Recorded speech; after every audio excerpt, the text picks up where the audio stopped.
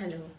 आज आपण बघूयात की पोटाची निगा आपण कशी राखू शकतो, म्हणजे गट हेल्थची काळजी आपण कशी घेऊ शकतो. थोडक्यात आपण माहिती घेऊयात. आपल्याला काही आजार असतात, फॉर एक्झाम्पल कोणाला नी पेन असतं, बॅक पेन असतं, कोणाला हॉर्मोनल्स इश्यू असतात, कोणाला डायबिटीज, थायरॉईड, PCOD, असतं, काहींना मायग्रेन असतं.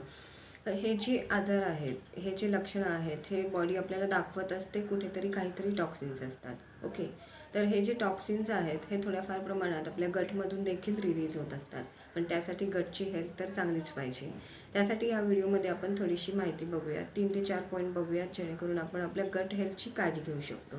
आणि तुम्हाला तर माहितीच आहे, गट इज सेकंड ब्रेन. जेव्हा आपण गट हेल्थची काळजी घेतो, पोटाची काळजी घेतो, तेव्हा आपला मेंदू देखील एक चांगल्या स्तरावर छान प्रकारे काम करायला लागतो. आपण नेहमीची जी कामं करतो त्यामध्ये क्लॅरिटी पण येऊ शकते. तर फर्स्ट पॉईंट काय असू शकतो, एक लक्षात घेतलं पाहिजे, आपण जेव्हा खायला बसतो जेव्हा आपल्याला माहीत नसतं तेव्हा आपण लिमिटलेस खातो. आपल्याला सांगितलं जातं की खाल्लं तर वाढशील, नाही खाल्लंस तर बारीक होशील, नाही हे खाल्लंच पाहिजे, गोड खाल्लंच पाहिजे, असं केलंच पाहिजे. हे आपल्याकडे आग्रहाचं निमंत्रण असतं, फोर्स केले जातात.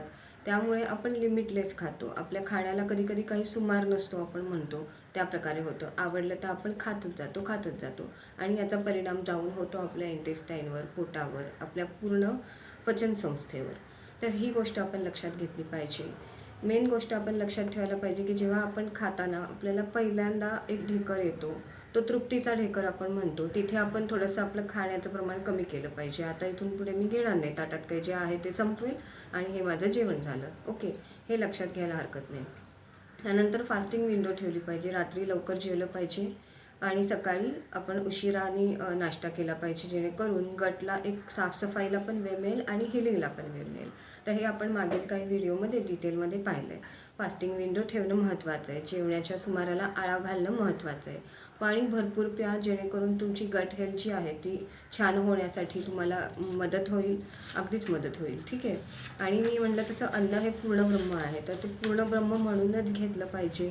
ताटात जे येईल ते वाढून नाही घ्यायचं. जे आपल्या गटला सूट होईल, आपल्याला जे सूट होईल तेच घ्यायचं, जेणेकरून गट हेल्थ छान राहायला मदत होईल. याचा फायदा तुम्हाला मेंटल क्लॅरिटी, ब्रेनची तुमची हेल्थ छान होईल, माइंड अलर्ट होईल आणि तुम्हाला ॲब्झॉर्प्शन, न्यूट्रिएंट्स देखील छान ॲब्झॉर्ब व्हायला मदत होईल. नाहीतर कितीही गोळी खा, कॅल्शियम ॲब्झॉर्ब होणारच नाही, मॅग्नेशियम ॲब्झॉर्ब होणारच नाही, आयर्न ॲब्झॉर्ब होणारच नाही. मग काय फायदा जर गट हेल्थच चांगली नसेल तर. हेच मला तुम्हाला सांगायचं होतं. गट हेल्थला प्रायोरिटी द्या. महत्त्वाचं म्हणजे तुम्हाला गायडन्सची गरज असेल तर मला संपर्क करू शकता. मी इथे नेहमीच आहे. तोपर्यंत स्वस्थ राहा, मस्त राहा. थँक्यू. Bye bye.